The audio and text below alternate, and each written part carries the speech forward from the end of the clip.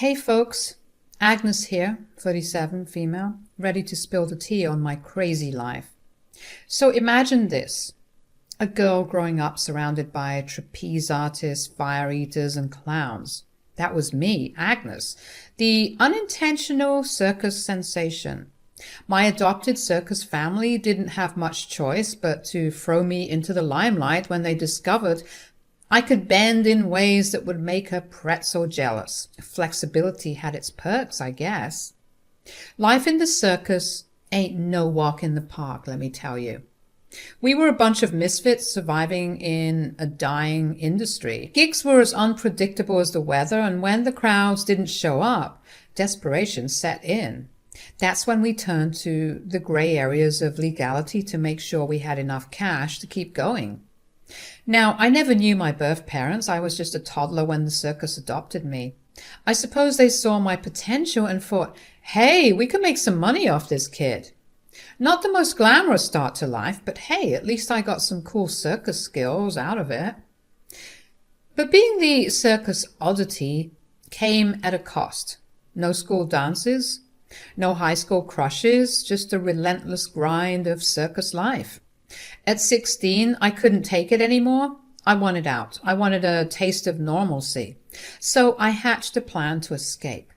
But oh boy, my circus family wasn't having it. They caught wind of my little plot, and from that day forward, it was like living in a circus-themed prison. Tighter schedules, harsher rules. They wanted to squeeze every last drop of profit out of me.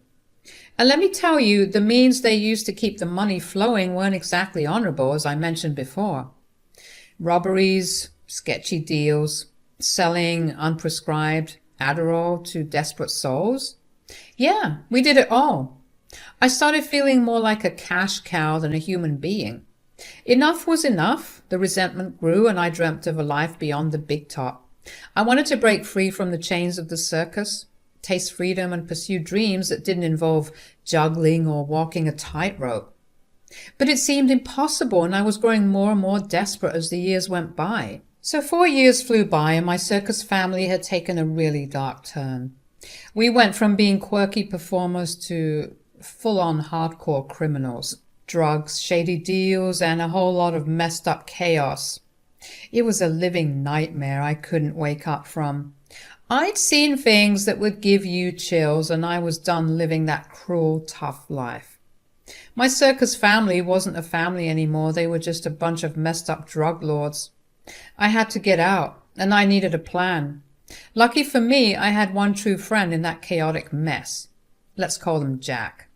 Jack and I hatched a plan to escape the circus nightmare, and as fate would have it, when the heat was on and my family was about to catch me escaping again, Jack took the fall for both of us. Brave soul. I promised Jack that I'd find a way to contact him once I was free. I was determined to bring him into the light and away from the circus's twisted grip. 2 years later, I finally made a life for myself. I landed a waitress gig and snagged a small, dingy apartment. It wasn't much, but it was freedom, and that's all I needed. I found Jack on Facebook, but communication was tricky, as you can imagine. The circus drug lord ringleader was keeping a close eye on him, making regular contact near impossible. We'd exchange a few words once a month, and every time I'd reassure Jack that things would work out for us in the end. All right, buckle up, folks, because the roller coaster continues. So there I was, settling into my new life in Connecticut, thinking I could finally catch a break from the circus nightmare. But you know, life had other plans. One day I decided to check on Jack like I would usually do. But what I saw made my heart drop. A terrifying text from Jack's account explained that the other family members had found his secret social media profile. Panic mode initiated. They threatened me, said that they were loaded now from all the illegal activity and ready to hunt me down for revenge. I pleaded and swore I wouldn't spill their secrets to the authorities, but they weren't buying it. Loose ends needed tying up, and I was on their list. Now imagine living with the constant fear that you're being watched. I changed my social media and my identity, but somehow those circus creeps always found a way to reach me. Every year or so, an ominous message with a clown emoji would pop up. I found you. It was like a never-ending horror show, and I didn't know what to do. You might be wondering why I didn't run to the police. Fear. Pure, unadulterated fear. I'd been involved in their illegal activities, and although I was forced and coerced into it, I was terrified of getting into trouble myself. So I kept moving, changing places, hoping to outrun the ghosts of my past. For a while, Connecticut seemed like a safe haven, thank God. I got odd jobs and gardener gigs, just trying to make ends meet. That's when I met Clinton, a nice guy who hired me for various odd jobs around his place. Clinton and I hit it off. He would always laugh at my jokes, and he found it cool that I had a background in the circus. Eventually, we started dating. Things felt normal, happy even. For a while, I could almost forget the circus nightmare that kept lurking in the shadows. Clinton and I were on fire. Every day he'd tell me he loved me, and I was falling head over heels for the guy. Love was in the air, and it wasn't long before we decided to throw a shotgun wedding. Yep, we were so crazy about each other that we just couldn't wait. We didn't have a big fancy ceremony or anything, just a couple of lovebirds saying their vows in a little chapel. It was simple, sweet, and felt like a dream compared to the circus drug-fueled nightmare I'd been through. I thought maybe, just maybe, life was finally cutting me some slack. Clinton and I settled into our married life, blissfully in love and building a future together. For a moment, I almost forgot about the shadows of the past. Little did I know the circus wasn't done with me just yet. Life's got a funny way of keeping you on your toes, and my toes were about to tap into another twist in this wild tale. You're probably wondering at this point if I spilled the beans to Clinton about my wild circus days. Nope, not a chance.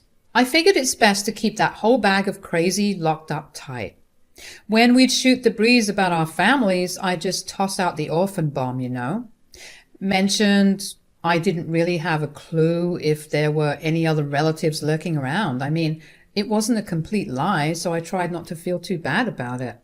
Clinton didn't dig too deep, thinking my life was already sad enough without a proper family tree.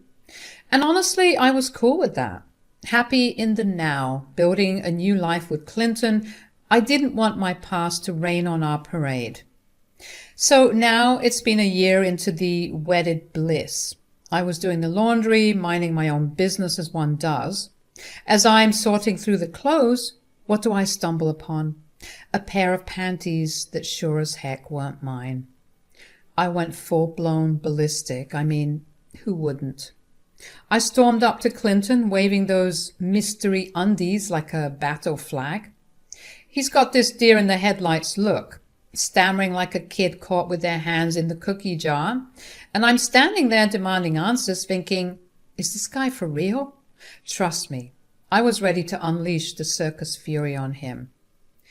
Clinton, care to explain these panties I found in the laundry? They sure as shit ain't mine. What? Agnes, I swear, I don't know how they got there. Maybe they got mixed up at the laundromat or something. Oh, save it, Clint. I ain't buying that load of crap. Who's the other woman, huh? Spit it out. Agnes, I'm not cheating on you. I love you. Those panties are probably just a mix-up. Mix-up? You think I'm stupid? I've been through enough crap in my life to spot a liar, and you're lying through your teeth. Agnes, I swear on everything Spare me, Clint. You're just like the rest of them, a big fat liar. You're overreacting, Agnes. Overreacting? I've been through literal hell. And now this.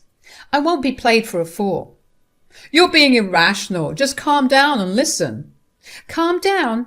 You've got some nerve, Clinton. You cheat on me and you have the gall to tell me to calm down? And so the shouting match went on, each word cutting deeper than the last. The trust we had built seemed to turn to dust at that moment.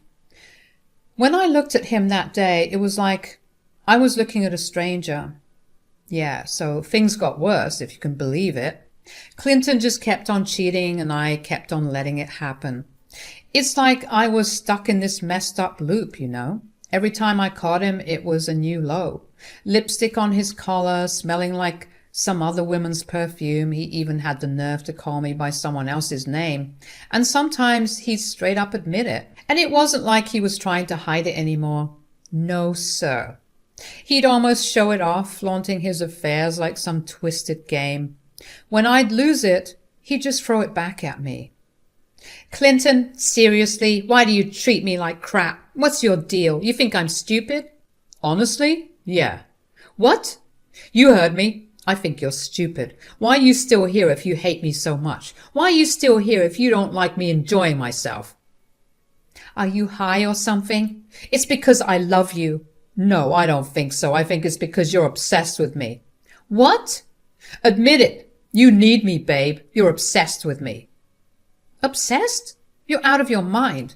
Why would anyone be obsessed with a cheating jerk like you? Look around, Agnes. You got nothing without me. Now, why don't you just leave? I don't know, okay? But that doesn't mean I need you. Sure. Admit it, Agnes. You're hooked on me. You can't resist. No, I'm not. I just thought we could have a decent life together. Decent life with you? Come on, Agnes. You know you can't do any better. Maybe I can't. That's right. You're stuck with me and you know it. I didn't really know what to say after that. I mean, sure, I was furious, but this twisted fear of being alone kept me hanging on.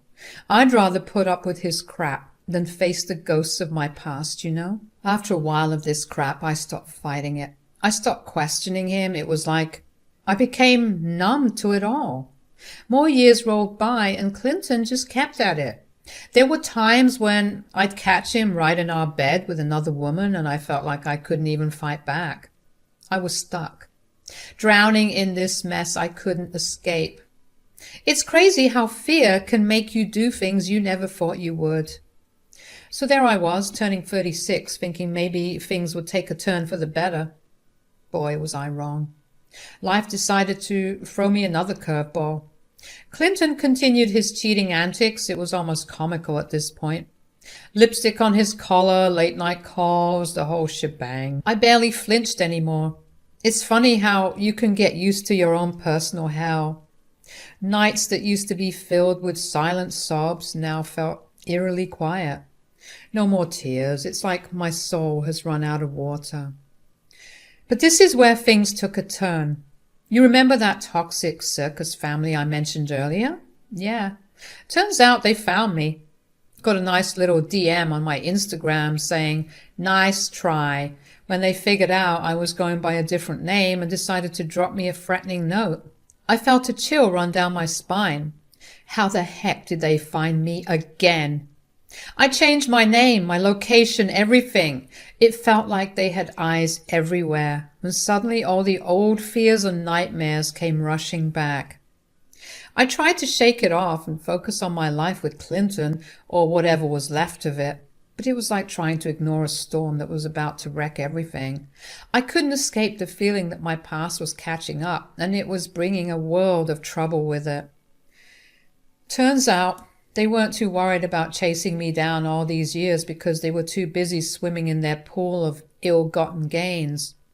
But now the fuzz was about to rain on their parade. They texted me their threats, trying to squeeze me like an old rag. The grand plan? They wanted to wire their dirty money into my account, making me the fall guy when the law came knocking. Real classy, right? They weren't asking, they were demanding. "Give us your bank details, Agnes," they sneered, thinking they had me cornered. Threats echoed through the phone, promises of ruining my life if I dared to defy them. They even had the audacity to tell me I should be grateful they left me alone all these years and that taking the fall for all their crap was the least I could do since I abandoned them. I begged and pleaded, but they were heartless, and that's when the light bulb flickered in my head. A twisted plan was forming. "Sure. Wire the money," I texted back. I tossed my bank details their way like a juicy bone to a pack of wolves. They boasted about sending $500,000 anonymously, thinking they were the puppet masters pulling the strings. Little did they know I was about to turn the tables and make their puppet show a comedy of errors. Let the circus games begin. The next day, I approached Clinton with a carefully crafted email from none other than yours truly, but he didn't know that.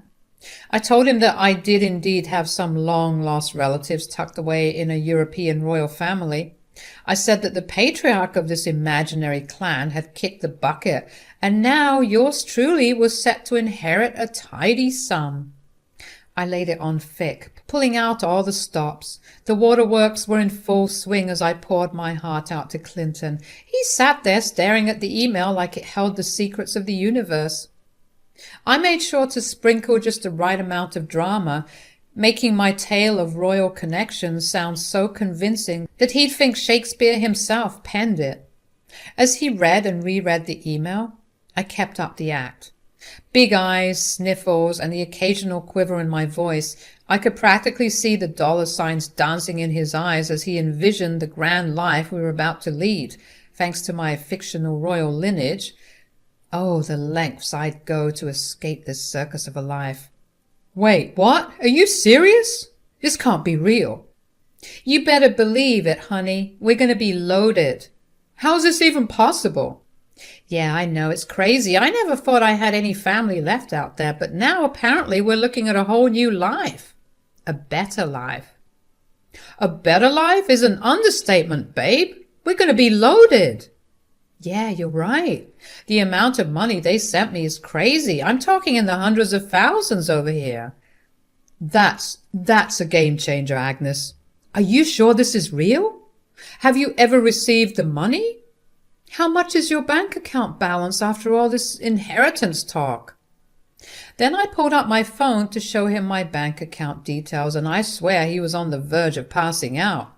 But he saw the proof right there, and let me tell you, he just couldn't contain himself. Clinton got all giddy with his plans. He wanted to be the money man, saying he had the education for it. So it was best if he held on to the money. But you know, I could see that sneaky look in his eyes. I figured he had some shady moves in mind, but I gave him my bank details anyway.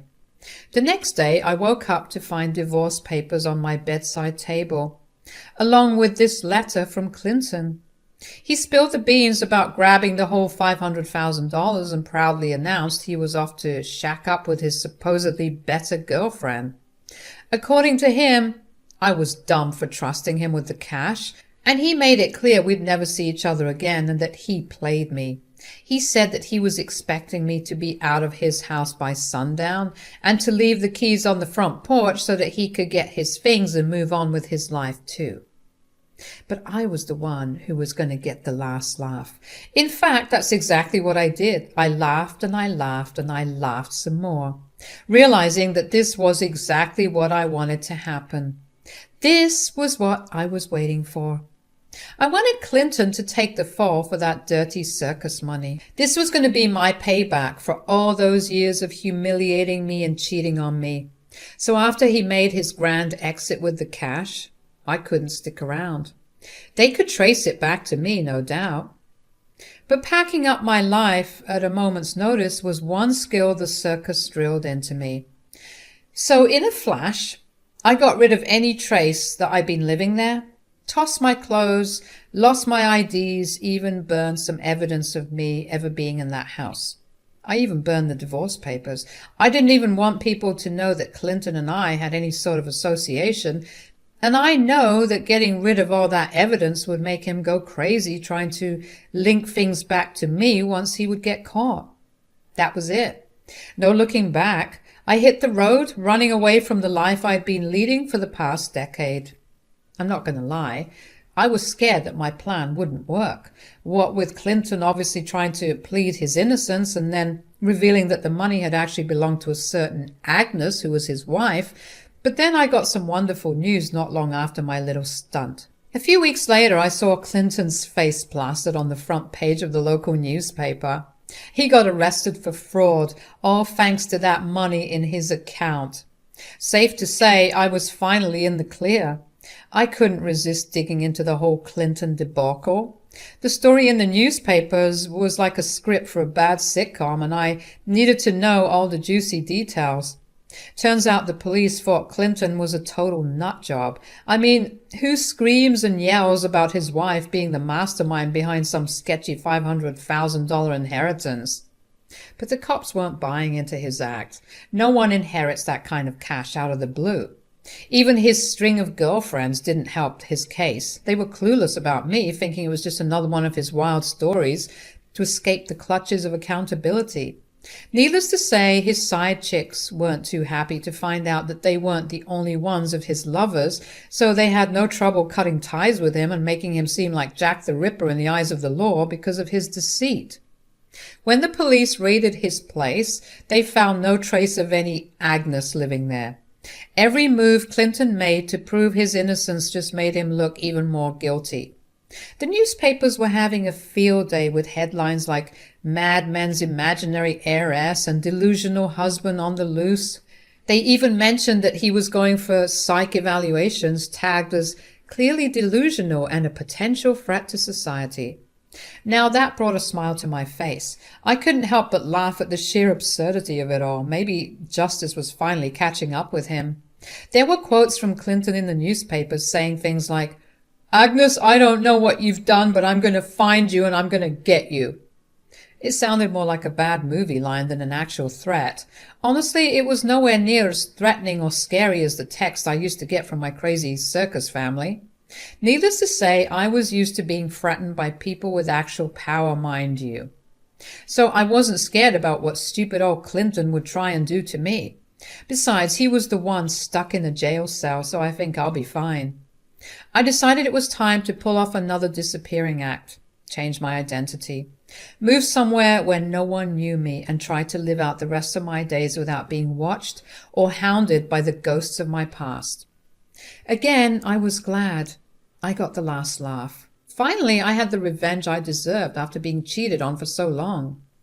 I couldn't get revenge on my circus family, but at least I could teach that cheating scumbag a lesson. The more Clinton talked about his wife being from the circus and not being a usual member of society made him sound more and more crazier.